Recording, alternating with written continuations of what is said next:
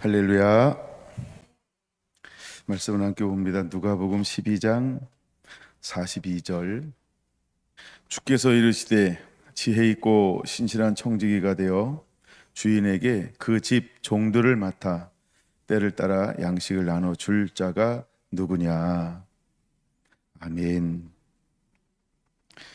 빛이 어둠에 비치다 34번째. 오늘은 하나님의 계획 5번째입니다. 누가복음 12장은 재림을 의미하죠. 우리가 어떻게 주님을 맞이할 수 있는 준비를 하고 있어야 할까? 35절에서 40절까지는 중요한 단어가 3개, 우리가 준비해야 될 3가지가 있다라고 말씀을 드렸어요. 먼저 우리는 기다리고 있어야 한다는 거죠. 두 번째는 깨어 있어야 한다는 거고, 세 번째는 준비하고 있어야 한다는 겁니다. 왜냐하면 주님은 생각지 않은 때에 오실 것이기 때문입니다. 자, 그러면서 계속해서 비유로 41절 말씀하기 시작합니다. 이 비유를 우리에게 하심이니까 모든 사람들에게 하심이니까라고 베드로가 예수님께 묻고 있는 것입니다. 그때 주님은 그 묻는 제자들을 향해서 이렇게 말씀하고 있죠. 지혜 있고 신실한 청지기가 되어 주인에게 그 집 종들을 맡아 때를 따라 양식을 나누어 줄 자가 누구냐? 주인이 이를 때에 그 종이 그렇게 하는 것을 보면 그 종은 복이 있으리로다. 내가 참으로 너희에게 이르노니 주인이 그 집 모든 소유를 그에게 맡기리라 라고 말씀합니다. 그러면 이것은 문맥으로 볼 때 41절 질문이 2개가 있죠. 우리에게 하심이니까 모든 사람에게 하심이니까 누구에게 하는 걸까요? 우리에게 하는 거죠. 즉 제자들에게 하는 거죠. 네. 그럼 오늘날 교회를 향하여 주님은 무엇이라고 말씀하고 있는 것일까? 우리는 주님을 기다리는 자, 문을 열어주기 위해서 기다리는 자가 되어야 합니다. 둘째, 우리는 깨어 있는 자가 되어야 합니다. 셋째, 우리는 준비하고 있는 자가 되어야 합니다. 생각지 않을 때의 인자가 반드시 올 것이기 때문입니다. 여러분, 우리가 마지막 때의 징조는 계속해서 일어날 것입니다. 어쩌면 1000년을 걸쳐서, 아니면 100년을 걸쳐서, 아니면 수년 동안 징조는 주님이 오시려나 보다, 주님이 오시려나 보다 이럴 수 있다는 거예요. 제 신앙생활을 한번 생각해 봤어요. 제가 어릴 때 신앙은 늘 우리 신앙의 선배님들이죠. 그 당시 제가 뭐 7살 때 교회 나가기 시작했는데, 그 당시 신앙의 선배님들은 저보다 70세, 80세 더 이상도 있었고, 뭐 50세, 60세 이상도 있었고, 그분들이 다들 그 당시는 최고의 어른들이었죠. 그 당시는 한갑만 지나도 어마어마하게, 지금하고는 상태가 다르죠. 보여지는 외관이 다르죠. 그만큼 고생하고 어려운 시절. 근데 그분들의 신앙은 한결같이 어떤 신앙을 가지고 있었냐 하면 다 재림 신앙을 가지고 있었다는 거예요. 그러니까 그때도 그 60세 이상 넘으신 그 신앙의 선배님들이 전부 어떤 걸 가지고 있었다고요? 그때도 재림 신앙. 그래서 제가 그 감리교에서 신앙생활을 시작했는데, 하여간 뭐 그 지역에서나 아니면 한국에서 이름만 대면 아주 굉장히 유명한 교회입니다. 근데 참 집회를 많이 했던 것 같아요. 마당에다가 텐트를 치고 막 이렇게 가마솥 걸어놓고 약간 그런 것들. 근데 이제 강사 목사님이 오셔서 나누는 메시지 중에 하나가 무엇이었냐 하면 재림 신앙이었어요. 그러니까 한국 교회의 종말론이라든가 재림 신앙은 약간 제가 어릴 때도 굉장히 활발하게 이루어진 것 같아요. 그리고 나중에 이제 커서 또 신학을 공부하면서 알게 되어지는 거죠. 뭐 신학을 공부하지 않으면 그걸 알았을까? 뭐 이런 생각도 들기도 합니다. 왜냐하면 목사님들이 설교 시간에 어떤 신학을 많이 나누고 있지 않잖아요. 나는 뭐 세대주의자입니다. 뭐 이런 얘기 잘 안 하잖아요, 그렇죠? 예. 근데 약간 신학을 공부하면서 알게 됐죠. 이렇게 주장하는 것은 어떤 이렇게 영향을 받아서 하게 된다. 근데 약간 한국 교회에 많은 종말적 신앙들이 그 당시도 있었고 지금도 있습니다. 지금도 이제 전 세계적으로나 우리나라만 봐도 일단 보여지는 것 중에 하나가 뭐 제일 많이 보여지는 게 자연 현상일 수 있겠죠. 예, 자연 현상. 그러면 이제 혹시 이게 계시록에 나오는 징조는 아니야? 전쟁의 소식이 들려오면 이건 계시록에 나오는 그런 징조가 아니야? 그다음에 어떤 큰 사건 사고가 터지면 혹시 이건 징조가 아니야? 그다음에 어떤 문화, 요즘에 이제 AI죠. 어떤 이런 과학적이나 문화의 어떤 급격한 변화가 있거나 새로운 것이 이렇게 드러날 때마다 혹시 이것은 666 어떤 이런 거 관련이 있는 건 아니야? 뭐 이런 식으로 해서 지금도 똑같다는 거죠. 그다음에 이제 교계 안에서도 똑같죠. 여러 가지 신학 사상이나 교회가 무너지는 것, 여러 가지 뭔가 약간 굵직굵직한 것들이 일어나면 그냥 이구동성으로 쉽게 하는 말 중에 하나가 말세야 말세 뭐 이런 거. 그러니까 우리가 교회를 다니던 신앙이 있던 신앙이 없던 사람들은 어떤 특정한 현상들이 극적으로 일어날 때 그냥 하는 말이 있습니다. 말세, 말세, 말세, 말세야 말세 이런 거고 이걸 우리는 말세의 징조로 보려는 의도를 늘 가지고 있다는 거죠. 또 하나가 이제 예측을 하는 거죠. 이런 현상이 몇 년 더 가면 어떤 현상이 일어난다.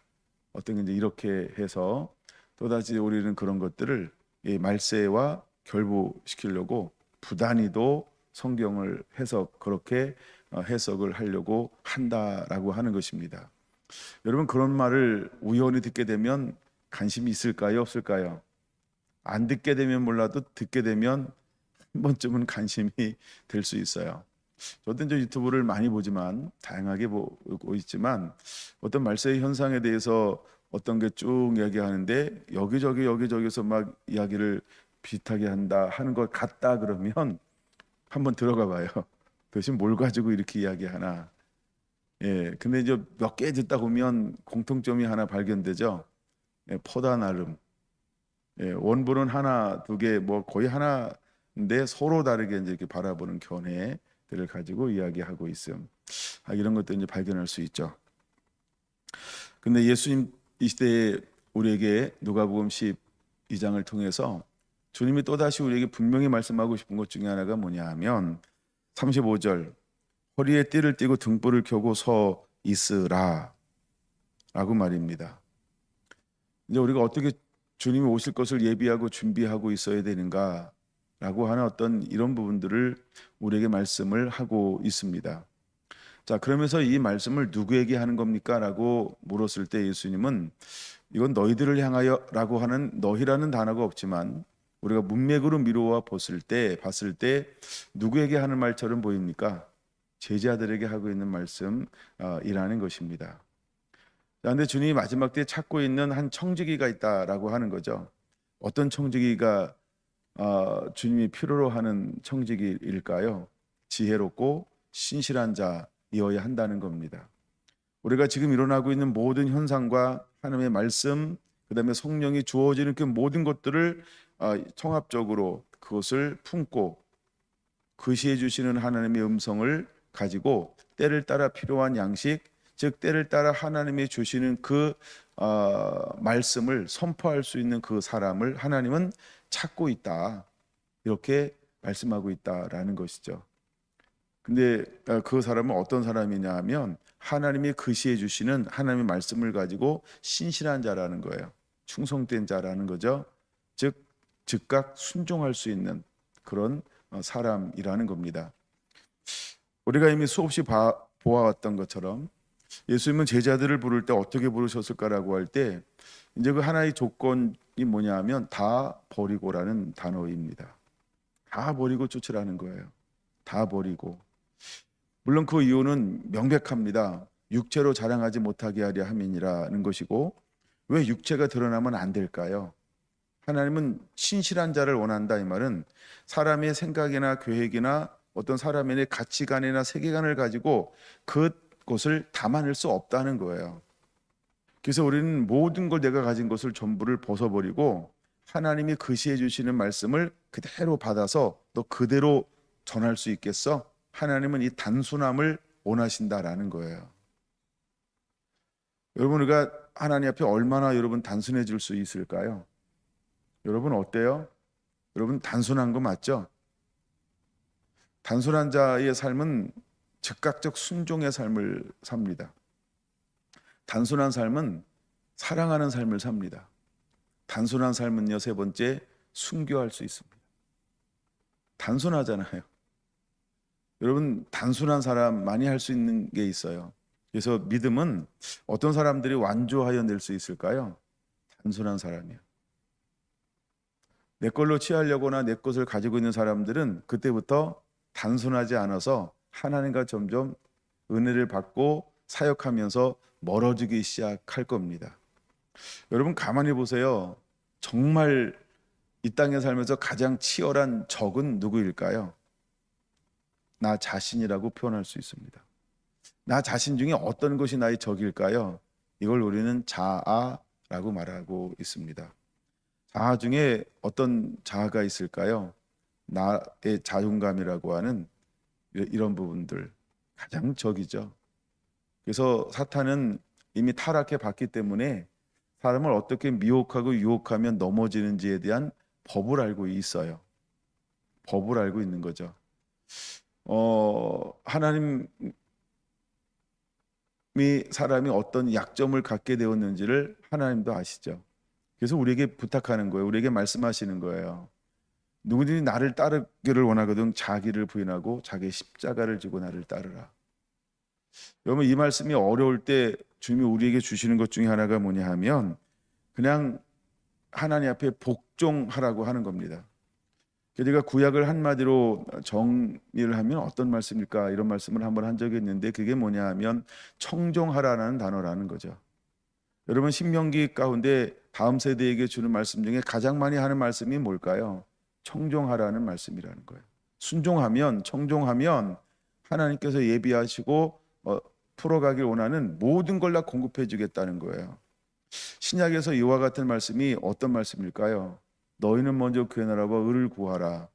즉 제자들에게 예수님께서 원하는 게 뭐냐라고 할 때 너희는 먼저, 여러분 이거 할 수 있는 거죠? 너희는 먼저 그의 나라와 의를 구할 수 있는 거죠? 정말 그의 나라와 의가 먼저 있는 거죠? 내가 무엇을 먹을까 마실까 입을까가 아니고. 심각하게 깊이 한번 생각해 보시고요. 그래서 하나님은 구약 시대나 신약 시대, 오늘 교회 시대에 동일한 걸 요구하신다는 거예요. 하나님 보시기에 신실함은 뭘까요? 제가 이런 주제들을 많이 나눠서 여러분 아마 익숙할 겁니다. 하나님께서 부르시는 사람들의 공통점이 하나 있다라고 할 때 어떤 공통점을 가지고 있을까요? 그건 신실함입니다. 다른 말로 말하면 충성됨이라는 단어입니다. 여러분 아브라함도 하나님은 뭘 보고 갈대아 우르에서 그를 픽업하셨다고요? 충성됨. 느헤미야 9장 8절, 7절, 8절에 잘 소개가 되어져 있죠. 하나님께서 모세를 불렀어요. 모세에게 하나님이 뭘 보았을까요? 그는 충성됨이라고 그를 소개하고 있다는 겁니다. 다메섹의 정권을 가지고 예수님을 믿는 사람들을 잡아서 끌고 오고 박해를 하러 공식적으로 가는 그를 향하여 주님은 어떤 마음을 보았을까요? 충성됨을 보았다라고 말합니다. 하나님은 그 마음속에 뭘 품은 것을 귀하게 여길까요? 충성되며 즉 너 복종할 수 있니? 라는 것입니다. 선지자들의 공통점을 여러분 뭐라고 생각하십니까? 선지자들의 공통점. 저는 오늘 말씀을 묵상하다가 그렇구나. 선지자들이 가지고 있는 공통점도 신실합니다. 그것은 바로 복종할 줄 안다는 것입니다. 주님 앞에 부름받는 그 순간부터 그들은 하나님의 말씀을 주면 어떤 나의 상황, 나의 형편, 나의 조건을 완전히 무시한다는 거예요. 그리고 나를 향한 하나님의 그 음성을 붙잡고 달려간다는 거죠. 물론 그렇지 않은 것처럼 보이는 사람이 있기는 합니다. 그 사람이 어쩌면 전 대표적인 사람이 요나가 아닐까 이런 생각을 한번 해봤습니다. 왜냐하면 요나는 드러내놓고 하나님 주신 말씀에 대해서 도전하는 것처럼 또 이렇게 반항하는 것처럼 한번 씨름하는 것처럼 보이기 때문이죠. 어쩌면 뭐 두 번째는 뭐 발람 뭐 이런 사람도 한번 생각해 볼 수 있고요. 자, 근데 선지자들의 공통점이 뭐라고요? 하나님의 말씀을 들으면 그대로 복종하더라는 거예요. 예수님의 제자들을 불렀는데 제자들에게 무엇을 봤을까? 여러분, 제자들은 자기 것을 능히 버리고 쫓아갈 수 있을 정도로 준비된 사람들이었다는 겁니다. 여러분, 그 시대가 어떤 시대냐 하면 영적 암흑기이기는 하나 그 영적 암흑 속에서도 그들은 끊임없는 뭘 품었다? 소망을 품고 있었다는 거예요. 어떤 소망? 메시아가 오실 거라고 하는 소망. 근데 내가 기다리는 메시아와 실제 메시아가 왔을 때 이 괴리감은 너무나 컸다라고 하는 것입니다. 여러분, 정말 메시아가 오시면 좋겠죠? 정말 주님이 오시면 좋겠죠? 이제 여러분 준비된 거 맞죠? 다 회개하고 옷 다 정장 차리고 이제 그렇죠? 깨어 있고 기다리고 어떤 흠도 없이 이제 온전히 맞이할 준비 되신 거죠? 그러니까 우리가 내가 원하는 거하고 진짜 내가 준비한 거하고는 너무나 다를 수 있다라는 거죠. 여러분, 예수님이 오셨던 초림 때가 그와 같았습니다. 근데 주님은 재림 때를 말하면서 이렇게 비유하고 있다는 거죠. 내가 오는데 어느 때와 같은지 너 아니? 뭐라고 말하죠? 초림 때와 같을 거야. 여러분, 그들이 영적 암흑기에 살면서 그들이 붙잡았던 율법을 가지고요 하나님을 무지무지 사랑한다고 하면서 그들은 매일매일 어떤 소망을 갖고 사는 것처럼 보였을까요? 메시아의 옷이 없어서, 메시아의 옷이 없어서. 근데 실제로 메시아가 자기 땅에 오매 자기 백성이 요한복음 1장에 어떻게 했다고 말합니까? 영접하지 아니했다 이렇게 말씀하고 있다는 거예요. 왜냐하면 그들은 누가복음 4장 18절 이하에 말하는 것처럼 심령이 가난하지는 않았어요. 그냥 죄 가운데 살아요, 어둠 가운데 살아요, 핍박 가운데 살아요, 압제 가운데 살아요. 근데 그들은 실제로는요 심령이 가난한 자는 아니에요.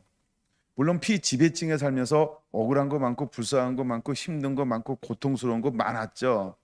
근데 그 상황 속에서도 뭐는 가난하지 않았다고요? 심령이요. 우리가 그럴 수 있어요. 신앙생활이. 우리가 신앙생활을 오래 하면 오래 할수록 심령이 가난해지는 것이 아니고 우리가 어느 정도 이렇게 하면 만족하는 삶을 살아요.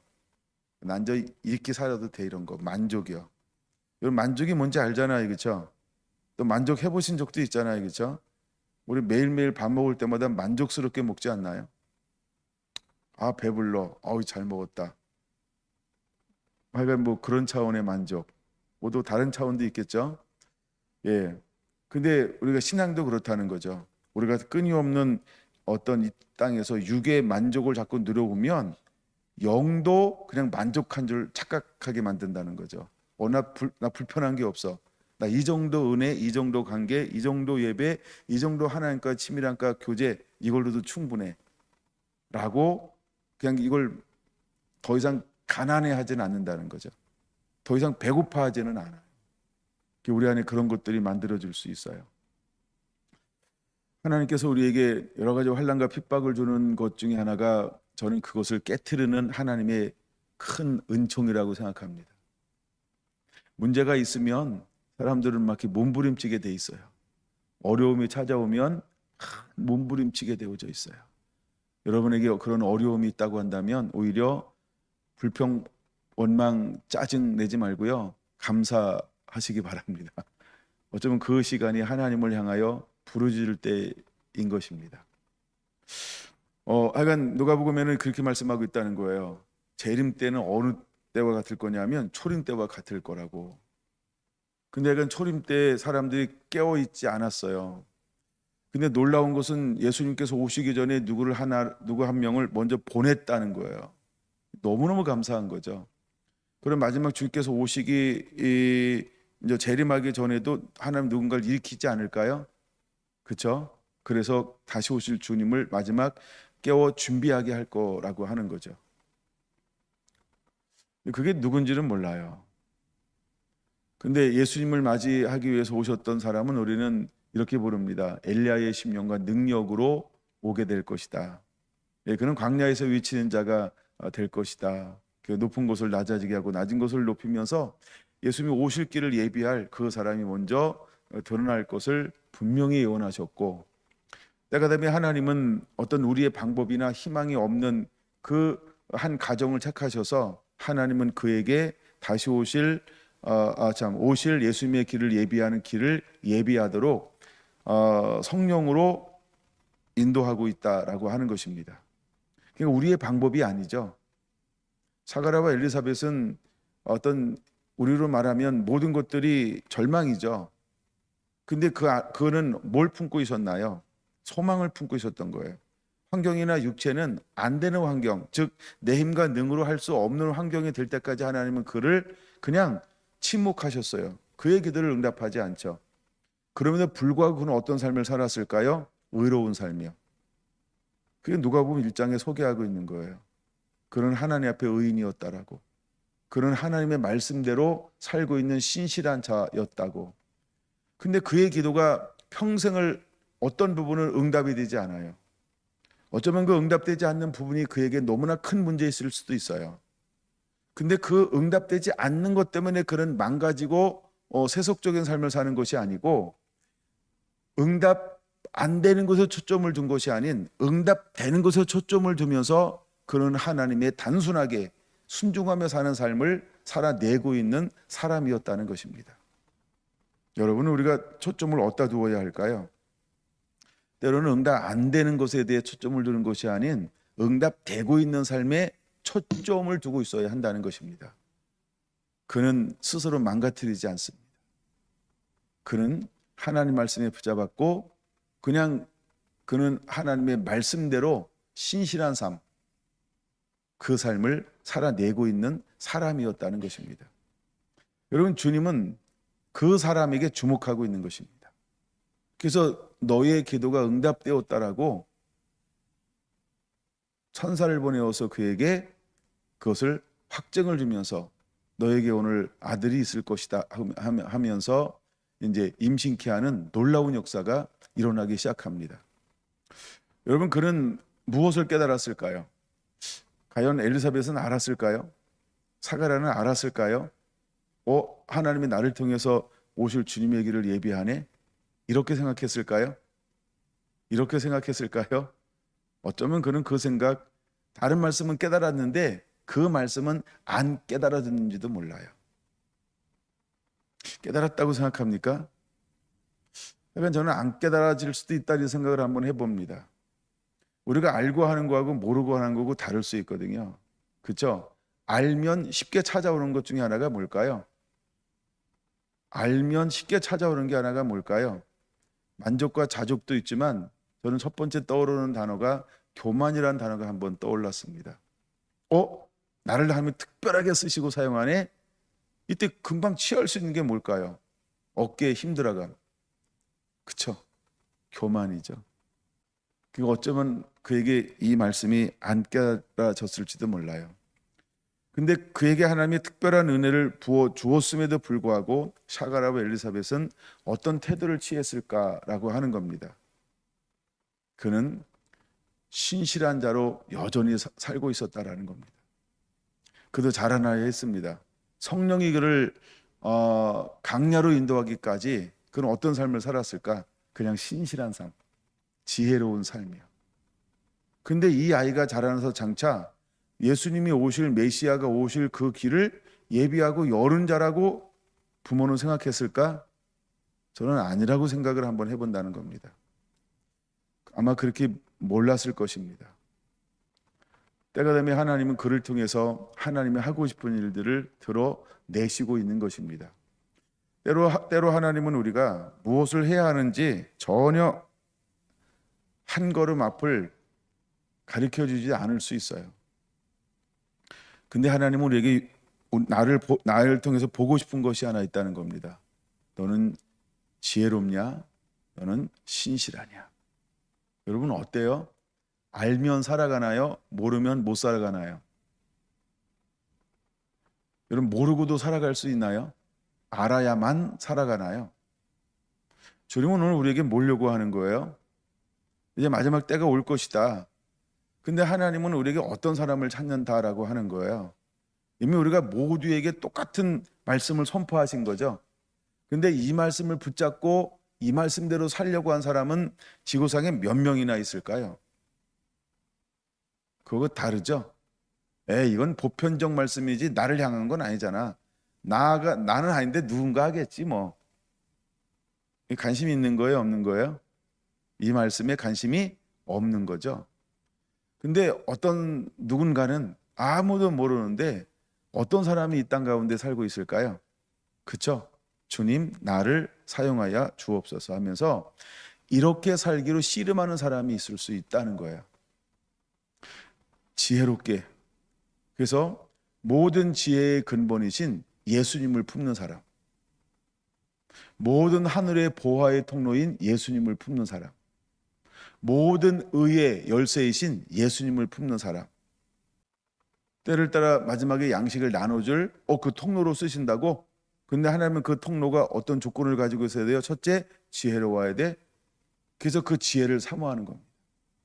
내가 무엇에서 쓰임 받는 것도 중요하지만 조건을 만들어 가는데 하나님이 말씀하신 것을 내 것으로 품고 그렇게 내 삶을 만들어 낼 줄 아는 사람.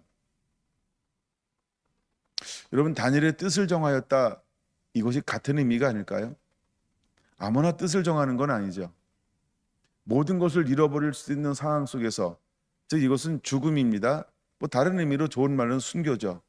그럴 수 있음에도 불구하고 그런 뜻을 정하고 자기 것을 피력한다. 왜 그랬을까요? 똑같은 겁니다. 내가 지혜롭기를 원한다. 이 시대에서 세상의 것이 아닌 하나님의 것으로, 내가 세상으로 나를 채워지는 것이 아닌 내가 하나님으로 내가 채워지기를 원한다. 여러분 어때요? 여러분 어떤 소망을 가지고 있나요? 지혜는 땅의 것을 말하는 게 아니죠. 예수님을 말하는 거고 위로부터 내려온 지혜를 말하기 시작하는 거죠. 그럼 우리는 무엇에 대한 관심을 가지고 있어야 할까? 주님은 그 사람에게 모든 소유를 맡기겠다고 했습니다. 그럼 이제 우리의 초점 중에 하나는 어디다 두어야 할까? 여러분 지혜에 초점을 두어야 한다는 거죠. 나는 과연 그 지혜를 얻고 소유하기 위해서 얼마나 하나님이 원하는 대로 그것을 침노하고 있는가? 우리는 더욱더 예수님께 초점을 두어야 한다는 거예요. 왜? 이게 모든 지혜는 예수님께 있기 때문입니다.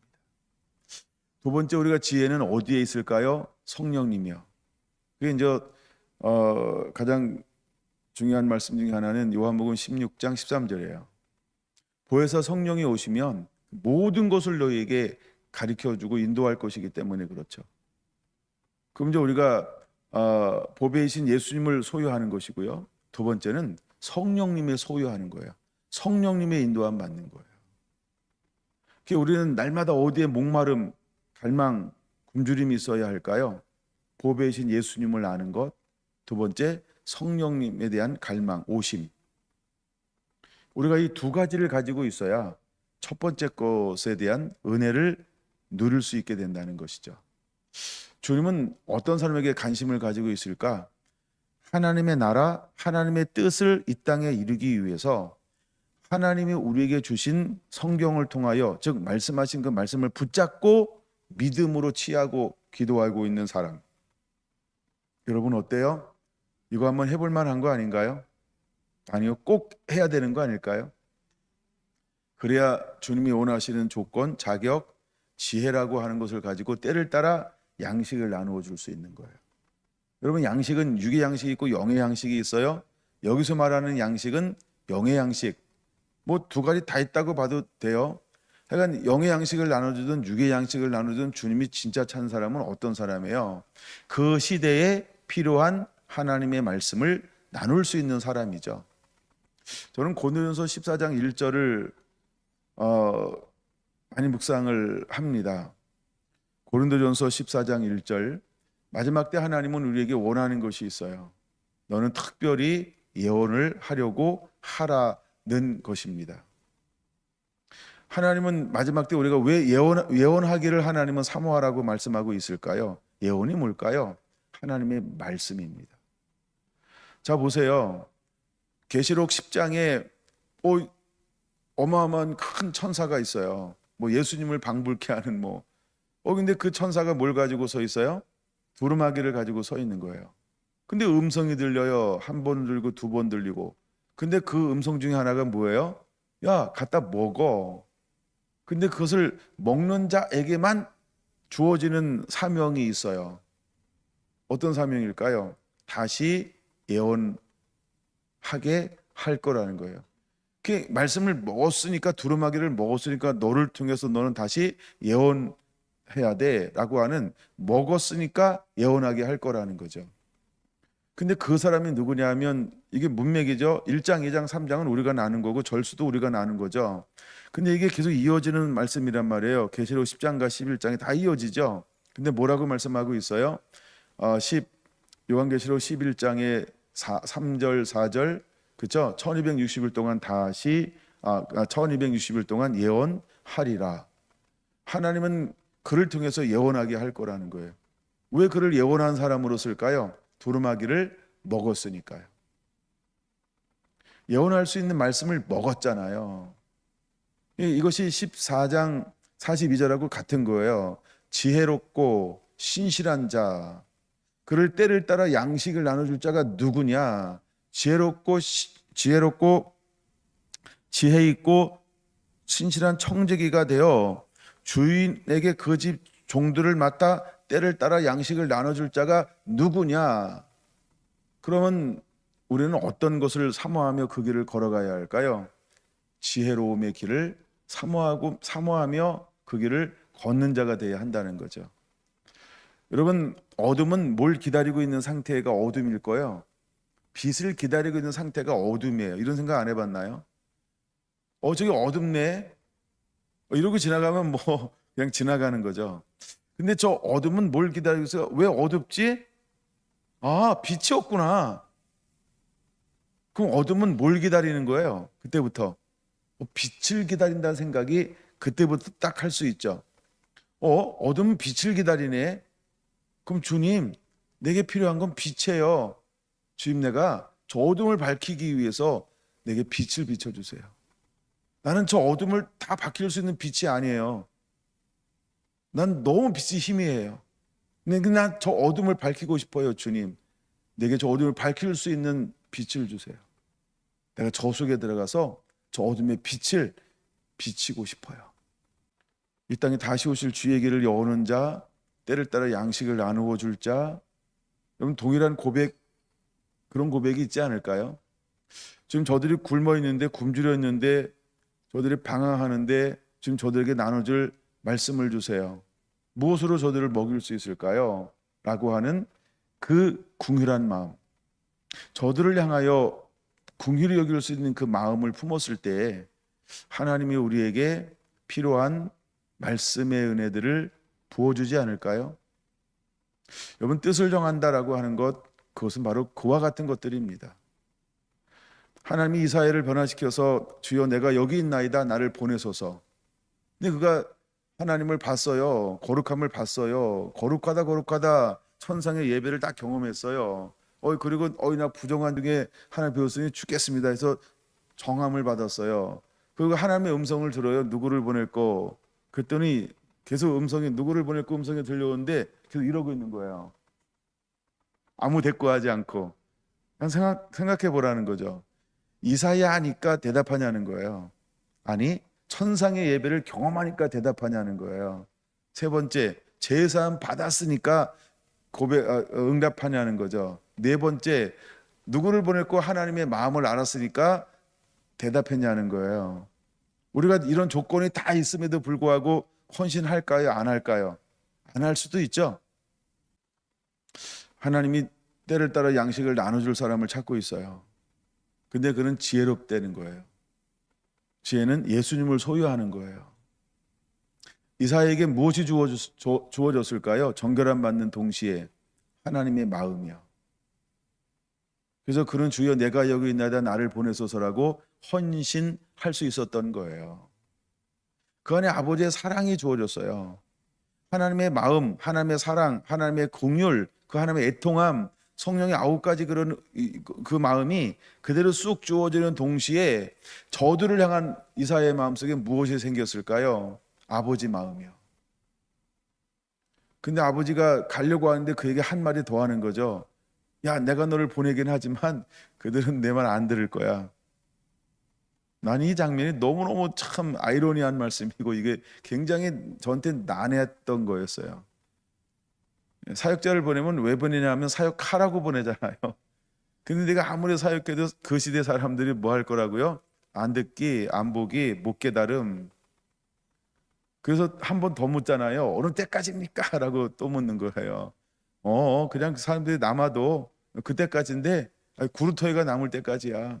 근데 너는 가서 외쳐야 돼. 너 간다고 그랬잖아. 이러고. 그 이사야가 어떤 마음으로 사역했을까요? 똑같습니다. 사랑하는 마음으로 전부를 다해서. 그럼 우리가 아무리 얘기해도 안 듣는 걸 뭐라고 말하죠? 소기의 경읽기. 결혼으로 바위치기인가요? 아무리 해도 안 되는 거 있잖아요. 그렇죠? 이사야는 그거 알고 가는 거예요? 모르고 가는 거예요? 알고 가죠. 지혜라고 하는 게 뭘까요? 그러니까 내 생각에 들어가면 그건 하늘에서 온 지혜가 아니에요. 내 생각으로 하면 삼세판 좀 더 쓸게요. 10번 안 찍어 넘어간 나무 없다니까 10번 좀 더 쓸까요? 490번. 또 어떤 게 더 하는 게 뭘까요? 네. 그러니까 내가 어느 정도 스스로 한계점을 정해놓는 것은 하나님의 지혜가 아니라는 거예요. 우리가 하나님의 어떤 사랑을 표현할 때 어떤 표현을 쓰죠? 그렇죠. 하나님의 사랑은 한없는 끝없는. 그러니까 우리를 통해서 하나님이 섬겨내길 원하는 것은 어떻게 섬기는 마음을 품어야 할까? 그러니까 한 번 했다, 두 번 했다 이런 희차가 없어요. 그걸 계산하지 않아요. 언제까지 한다고요? 될 때까지 하는 건데요. 주님이 마음 주면 그냥 가는 거예요. 그걸 우리는 지혜라고 말하는 거예요. 그걸 지혜라고 말하는 거예요. 여러분, 신실하다, 즉 복종하다는 것은 뭘까요? 내가 지금 10,000번째인데요. 똑같은 명령을 또 해요. 아니, 다른 거 하면 안 될까요? 이 능력 갖고, 이 지혜 갖고, 이 풍요로움 갖고, 이 넉넉함 갖고, 왜 하늘의 자원들이 막 부어지니까 이것 가지고 딴 거 할 수 있잖아요. 주님, 나 딴 거 한번 좀 바람 좀 쐬고 딴 데 좀 보내주세요. 어쩌면 이렇게 청구할 수도 있을 거라는 생각을 한번 해봐요. 근데 이거는 뭐에 위배되는 거예요? 신실하며, 단순하며, 복종이요. 그냥 주님이 수없이 10,000번을 줘도 너 그대로, 그쵸? 똑같은 걸 안 되는데 10,000번인데 11,000번째 또 갈 수 있냐는 거예요. 하나님은 이런 사람을 찾는 거예요. 그런 사람이요. 내가 해볼 만큼 해봤어요. 내가 수없이 해봤잖아요. 내가 주님이 은혜 주시고 나서 1년, 5년, 10년, 20년, 40년, 50년, 60년, 뭐 어떤 분은 70년이라고 말할 수도 있죠. 알았어요. 그럼 70년. 우리에게 80세는 없으니까 그럼 80년도 할까요? 그러니까 내 평생 해봤잖아요. 근데 안 되잖아요. 근데 80살 먹었는데 이 나이에 또 그걸 또 하라고요? 이야, 하나님 너무하십니다. 이건 뭐라고요? 신실함이 아니라고요. 이게 뭐라고요? 지혜가 아니라고요. 그러니까 하나님은 어떻게 내가 훈련되기 원하는 거예요? 그렇죠? 오직 예수님만 전부인 사람. 그렇죠? 예수님이 원하면 그대로 할 수 있는, 이 복종할 수 있는 사람이요. 하나님은 이런 사람들을 찾는다는 거예요. 그럼 제자들을 향해서 이 말씀을 마지막 때 이 말씀을 제자들을 향하여서 나는 이런 사람들을 원한다 찾는 거예요. 근데 물론 이 본문상에서는 아직 예수님의 겟세마네 동산에 올라가기 전이니까 아직 이들은 뭘 경험하지 않았어요? 내가 예수님을 버릴 수 있다. 이걸 아직 경험하지 않았어요. 근데 이 제자들이 예수님을 버릴 수 있다는 것을 이미 우리는 성경을 통해서 우리는 다 알고 있잖아요. 왜? 우리는 이것이 앞으로 되어질 일이기도 하면서 이미 이것을 뭐예요? 지나온 것을 읽는 부분도 많기 때문에 그래요. 만약에 내 삶에 이런 앞으로 해야 될 것, 내일 일은 난 몰라요인데 그거라고 한다면 여러분 어떻게 반응하실래요? 그래서 내 안에 신실함이 준비가 되지 않으면 지혜도 신실함도 없어요. 하나님은 우리에게 때를 따라 양식을 나눠주라고 이런 사명의 부르심을 받았을 때 정말 우리는 신실하게 고백할 수 있는 것 하나여야 한다는 거죠. 너 예수님이 전부니? 너 예수님이 전부니? 그 다음에 두 번째가 뭐라고요? 너 그대로 복종할 수 있어? 야, 뭐 10번을 했던 100번을 했던 그냥 한마디 한 거죠. 100만 번 했어. 아니 10,000번 했어. 근데 또 할 수 있니? 그거요. 여러분 어때요? 그게 복종이라는 단어라는 거예요. 그게 충성이라는 단어라는 거예요. 여러분 충성하다가 한번 충성하지 않는 걸 뭐라고 표현하나요? 불충성이요. 그렇죠? 여러분 충성이라는 단어가 얼마나 어려운 길일까요? 죄와 불법이 뭐 그렇게 큰 차이가 나겠어요, 그렇죠? 순종과 불법이 얼마나 차이가 나겠어요? 늘 하던 대로 하면 순종이고 늘 하던 대로 한 번 안 하면 그게 불순종이에요. 불순종은 멀리 있는 게 아닙니다. 언제나 가까이 순종하고 따라다닐 수 있어요. 바톤 채취하려고. 근데 내가 100번을 순종했어요. 101번째 오늘 쉬었다 할게 하고 쉬었어요. 이걸 뭐라고 부른다고요? 불순종이요. 근데 하나님은 마지막 때의 계시를 마지막 때 때를 따라 양식을 나눠줄 자를 어떤 사람을 찾고 있다는 거예요. 항상 그대로 할 수 있는 사람이요. 이미 여러분 알잖아요. 예수님은 흠도 점도 티도 없는데 마지막까지도 예수님은 어떻게 하셨다고요? 그는 하나님이 전부였어요. 그는 하나님께 무조건 복종했다는 거예요. 근데 복종하기 위해서 그는 어떤 걸 우리에게 보여줬어요? 씨름해요. 갈등해요. 연민해요. 그렇죠? 아버지여 할 수 있거든 이 자를 내게 지나가게 하여 주옵소서. 여기서 우리에게 분명히 예수님도 뭘 하고 있는 걸 보여줘요? 씨름이요. 근데 행동은 뭘로 결정하는 거예요? 나의 연민으로 행동을 결정하는 것이 아니고 연민은 연민으로 끝나죠. 씨름으로. 행동은 뭘로 하는 거예요? 아버지가 원하는 걸로 행동을 옮기더라는 거예요. 하나님은 누구에게 소유를 맡길까요? 왜 예수님 위에는 다른 이름으로 구원할 이름을 주시지 않았을까요? 다른 이름에는 양들을 맡길 수가 없었어요. 왜? 그들은 온전히 복종하지 않았기 때문이라는 거예요. 여러분 주님은 우리에게 어떤 사람을 되기를 원하시고 어떤 사람을 주님은 마지막 때에도 동일하게 부르실 건가? 여러분 44절 내가 참으로 너희에게 이르노니 주인이 그 모든 소유를 그에게 맡기리라 라고 분명히 말씀하고 계신다라고 하는 겁니다. 주님은 이런 사람들을 찾고 있어요. 여러분 성경 일단은 2개만 한번 찾아볼게요. 시간 되는 것만큼만 보려고 하는데요. 마태복음 19장입니다. 마태복음 19장 28절로 한번 갈게요. 마태복음 19장 28절 같이 한번 읽어보죠. 예수께서 이르시되 내가 진실로 너희에게 이르노니 세상이 새롭게 되어 인자가 자기 영광의 보좌에 앉을 때에 나를 따르는 너희도 12보좌에 앉아 이스라엘 12지파를 심판하리라. 아멘. 마지막 때죠. 주님은 비밀을 숨겨놓았어요. 그가 어떤 때가 되면 새롭게 되어 세상에 새롭게 되어 인자가 자기 영광의 보좌에 앉을 때에 라고 말했어요. 지금 예수님은 보좌에서 서 계시잖아요. 근데 앉아요. 심판이죠. 재림이죠. 누구에게는 신랑이고 누구에게는 심판이란 말이에요.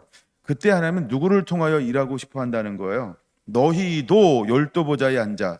그럼 앉았다라고 하는 것은 어떤 의미예요? 이겼다, 승리했다, 잘 감당했다. 지혜롭고 신실해서 그쵸? 예, 때를 따라 필요한 양식을 나누어 준 사람이다라고 이긴 자들을 말하는 거예요. 근데 그들이 뭘 하기 시작하는 거예요? 이스라엘 12지파를 그들을 통하여 함께 심판하겠다고 말씀하고 있는 거예요. 자, 그러면 누가복음 12장에 있는 이 말씀은 어떤 말씀일까요? 이제 이게 마지막 재림 때를 문맥으로 보면 재림 때를 말한다고 그랬어요. 근데 이때 하나님이 찾는 사람은 어떤 사람이라고요? 첫째, 지혜롭고 둘째, 신실한 청지기요. 그래서 주인의 것을 맡아서 때를 따라 양식을 나눠줄 사람이 누구냐? 이렇게 하는 자를 보면 모든 소유를 그에게 맡기리라. 그럼 주님은 어떤 사람을 찾는 거예요? 모든 소유를 맡길 만한 사람이요. 근데 이들을 통하여 주님은 하고 싶은 게 있어요. 뭘 하고 싶다고 말씀하고 있어요? 심판할 수 있도록 내가 너와 함께 할 거야. 심판을 너와 함께 할 거야.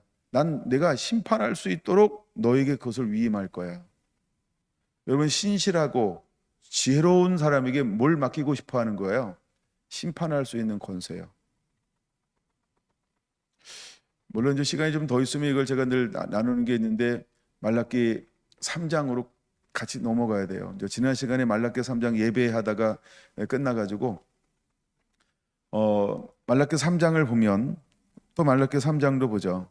바로 마태복음 앞에 있으니까요. 주님 마지막 때 어떤 사람들을 우리에게 부르시고 찾는다라고 말씀하고 있냐면 16절에서 3장 16절부터 볼게요. 그때 여호와를 경외하는 자들이 피차에 말하며 여호와께서 그것을 분명히 들으시고 여호와를 경외하는 자와 그 이름을 존중히 여기는 자를 위하여 여호와 앞에 있는 기념책에 기록하셨느니라.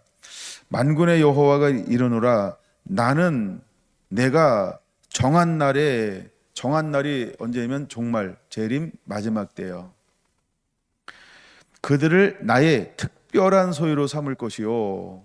그럼 누가복음 12장 42절은 어떤 사람을 말하는 거예요? 주님의 특별한 소유로 쓰임 받을 사람. 그러니까 주님은 여기에 지금 관심이 있는 거예요. 특별한 소유로 삼을 것이요. 또 사람이 자기를 섬기는 아들을 아낌같이 내가 그들을 아끼리니.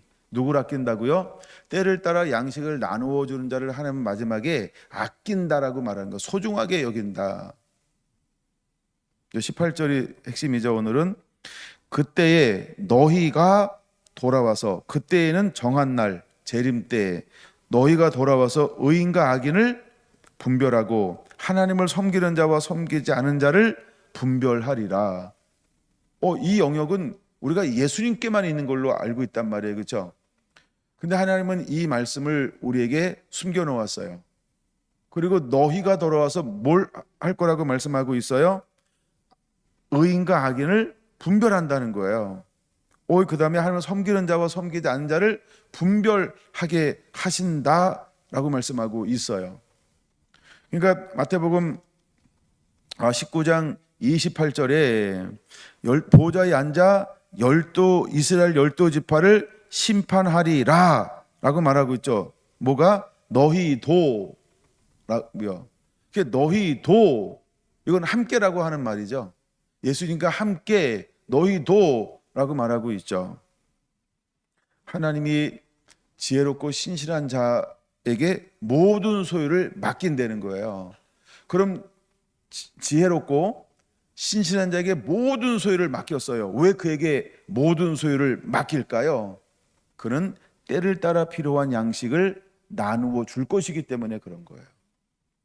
자, 이제 2024년 우리가 빛이 어둠에 지다, 이제 세 번째 주제죠.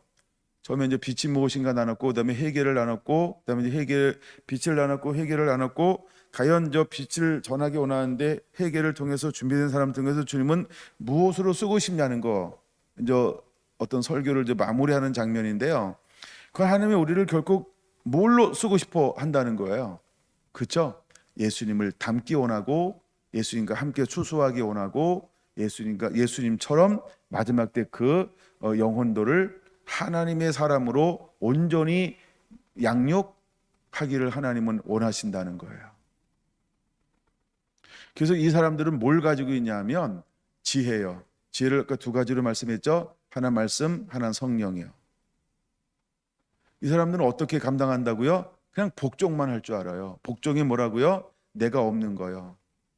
내가 없는 거요. 나중에 여러분들 시간 나면 찾아보세요. 하늘에서 내려온 지혜는 첫째는 안 나온다 참. 첫째가 나오나요 참. 성결하고 하는 것처럼, 하여간 하늘로 내려온 지혜를 가지고 하나님이 이렇게 우리에게 지혜를 부으셔서, 그러니까 지혜는 누구냐면 예수님 자체가 지혜예요. 그러니까 예수님이 전부인 사람이요. 예수님이 모든 것 된 사람을 하나님은 찾는 거예요. 이 사람에게, 이걸 다른 말로 예수님을 닮는 거죠. 이 사람에게 주님은 누굴 맡길 거냐 하면 마지막 때에 추수되어져야 할 수많은 영혼들을 그에게 맡길 거예요. 그에게 붙여줄 거예요. 왜? 그는 뭘 공급하니까? 하나님이 원하는 하나님의 메시지를 그대로 선포할 수 있으니까요. 이게 성령의 인도만 사람들이 동일한 역사, 사역, 일하는 거 아닐까요? 이제 우리 성결한 성도들이 더 이렇게 장성해서 어둠 가운데서도 자유롭게 평안함을 누리며 사역할 수 있는 하나님의 사람으로 자라나는 그런 은혜가 임하게 되기를 원합니다. 하나님은 19장 28절의 사람을 하나님이 찾을 거라는 거예요. 그리고 그 사람을 이렇게 사용하시기를 원한다는 거예요. 그럼 성결한 교회와 또 하나님을 믿는 사람들이 전부 이와 같이 쓰임 받을 수 있는 은혜가 임해야 할 줄로 믿습니다. 디모데 후서 2장을 보겠습니다. 디모데 후서 2장 12절 한번 볼게요. 자, 12절 디모데 후서 2장 12절 참으면 또한 함께 왕노릇할 것이요 우리가 주를 부인하면 주도 우리를 부인하실 것이라. 자, 보세요. 하나님은 우리가 참으면 뭘 할 거라고 말씀하고 있나요? 왕노릇이요. 근데 왕노릇을 누구랑 함께 한다고요? 함께라고 말하고 있어요. 그럼 우리의 왕은 누구신가요? 예수님이요. 근데 우리가 참으면 이게 뭘까요? 참으면 이게 뭘까요? 우리가 하나님의 어떤 그 지혜, 즉 하나님의 말씀과 성령의 인도함 받아서 그대로 복종하는 삶을 살면 주님과 더불어서 우리는 왕노릇하게 할 것이다 라고 말씀하고 있습니다. 여러분, 이 말씀의 결론은 나중에 볼 겁니다만 요한계시록 20장 4절에서 6절이에요. 거기는 어떤 사람이 기록되어져 있어요? 복음 때문에, 예수님 때문에 순교한 사람들이요.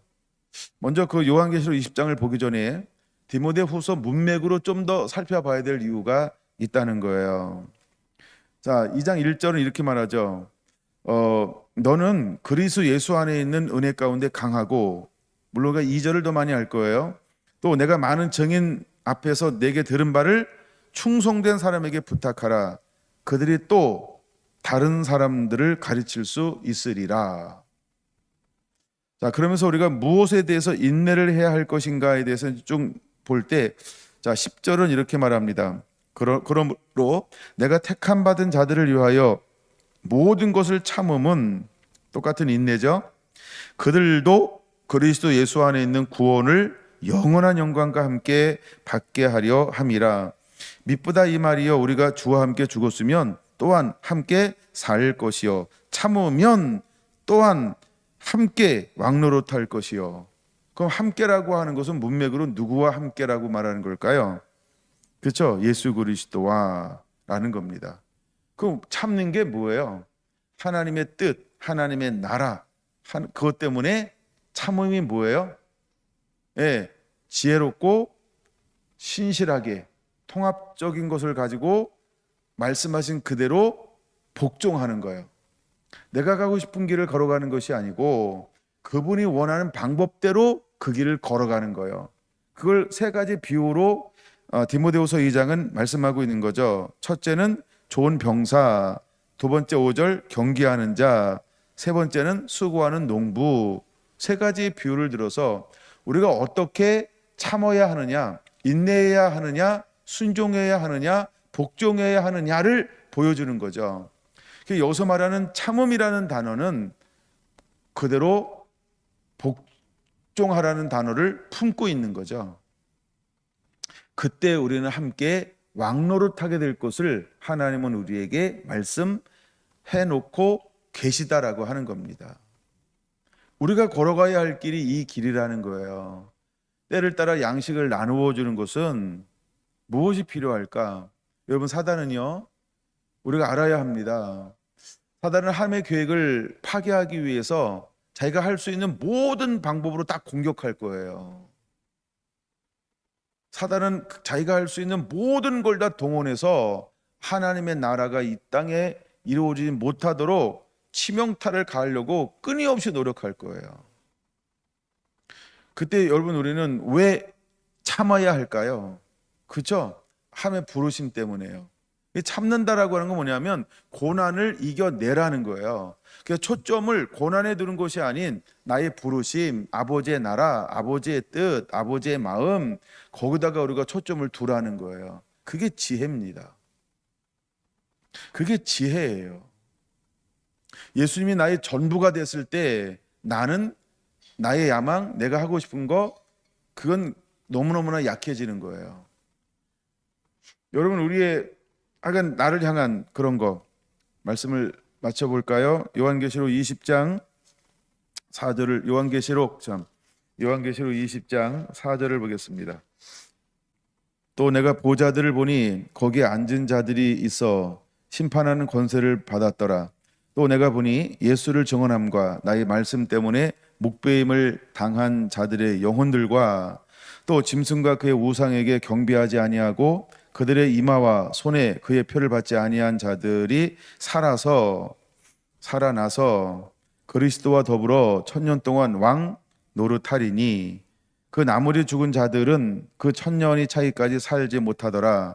이는 첫째 부활이라. 이 첫째 부활에 참여하는 자들은 복이 있고 거룩하도다. 둘째 사망이 그를 다스리는 권세가 없고 도리어 그들이 하나님과 그리스도의 제사장이 되어 1000년 동안 그리스도와 더불어 왕노릇 하리로다. 더불어 함께 같은 말이죠. 디모데후서 2장 12절. 그다음에 주님은 마태복음 19장 28절에서 우리에게 함께 말씀하고 있는 것처럼 이와 같이 사역하기를 원하신다라는 거예요. 근데 이 사람이 어떤 사람이냐 하면 때를 따라 양식을 나눠줄 자라고 하는 거예요. 그래서 그에게 마지막에 하나님이 하고 싶은 계획이 뭐라고요? 모든 소유를 그에게 맡기고 싶다는 거예요. 이게 하나님의 계획이라는 거예요. 여러분, 우리 성결한 성도들이 빛이 어둠에 비치다 1편부터 다시, 물론 33편 짧지는 않습니다.